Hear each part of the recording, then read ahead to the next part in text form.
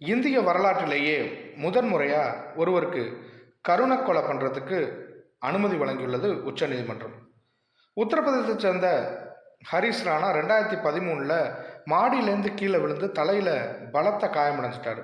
அன்னையிலேருந்து இன்னைக்கு வரைக்கும் கிட்டத்தட்ட ஒரு 11 வருஷமாக அவருக்கு குழாய் மூலம்தான் சுவாசம் மற்றும் உணவு வழங்கப்பட்டுச்சு.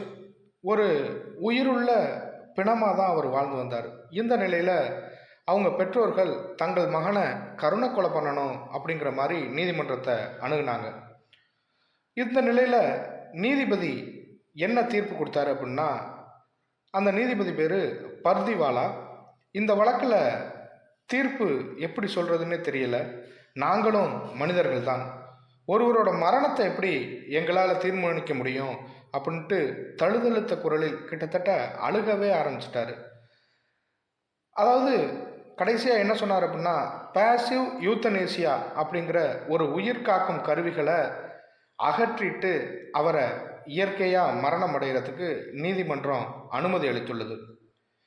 சட்டம் வழங்கின இந்த தீர்ப்பு சரியா தவறா? உங்கள் கருத்தை கமெண்ட்டில் சொல்லுங்கள். அவரோட ஆன்மா சாந்தி அடைய வேண்டிக் கொள்வோம்.